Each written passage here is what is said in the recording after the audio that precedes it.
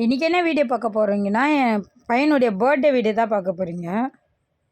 அவனுக்கு ரொம்ப நாள் ஆசைங்க. ஃப்ரெண்ட்ஸுங்களோட பார்க்கில் கட் பண்ணணும்னு சொல்லி ரொம்ப தொந்தரவு பண்ணான்.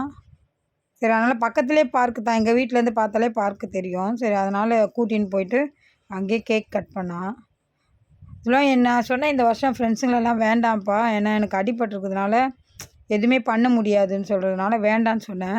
ஆனால் அவன் வந்து கேட்கல. ஃப்ரெண்ட்ஸ் எல்லாம் வரணும் அப்படின்னு சொல்லி எல்லோரையும் கூப்பிட்டுட்டான்.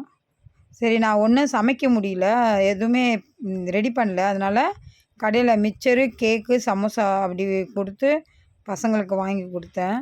பசங்க வந்து மோசஸ்க்கு என் பையனுக்கு கிஃப்டெல்லாம் கொடுத்தாங்க. ரொம்ப நல்லா இருந்தது. நான் தொடர்ந்து வர வீடியோவில் ஒன்று ஒன்றா உங்களுக்கு காட்டுறேன் கிஃப்ட்டு. எங்கள் வீட்டிலேருந்து தான் வந்தாங்க, எங்கள் அண்ணனுங்க, எங்கள் அக்காலாம் வந்தாங்க. அவனுக்கு இந்த வருஷம் 2 கேக் கட் பண்ணோம். 11 வயசு முடிஞ்சிருச்சு. எங்கள் அண்ணன்லாம் வரும்போது, எங்கள் அக்காலாம் இருக்கும்போது அப்போது ஒரு கேக் கட் பண்ணோம். வீட்டில் நான் கொஞ்சமாக தான் சமையல் பண்ணேன். ஃப்ரெண்டுங்க நான் இந்த வாட்டி வேண்டானேன். சரி, அவன் கேட்கல, மனசு கஷ்டப்படுவான்னு சொல்லி, சரி அதனால் எல்லோரையும் கூப்பிட்டுட்டான். ஆனால் ஒன்றும் சொல்ல முடியல. சரி, பையன் ஆசைப்பட்றானே அப்படின்னு சொல்லிட்டு. அதனால் வீட்டு வரைக்கும் தான் கொஞ்சமாக சமையல் பண்ணோம். நாங்கள் தொடர்ந்து அடுத்த வீடியோ உங்களுக்கு காட்டுறேன். என்னை ரொம்ப சண்டை வேற போட்டான் என் ஃப்ரெண்ட். உங்கள் சொந்தக்காரங்களாம் வராங்க, என் ஃப்ரெண்ட்ஸுங்களை கூப்பிட மாட்டேன்ற அப்படின்னு.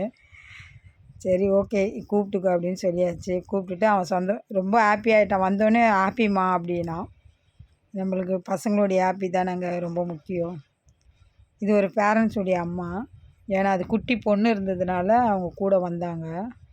நல்லா இருக்குங்க பார்க்கில். ரொம்ப ஜாலியாக பண்ணேன். இந்த வாட்டி அவன் கேக்லாம் கட் பண்ணி ஃபேஸ்லாம் தடவி ஃப்ரெண்ட்ஸுங்க, அவனுக்கு ரொம்ப ஃப்ரெண்ட்ஸுங்க, நிறைய ஃப்ரெண்ட்ஸ் அவனுக்கு.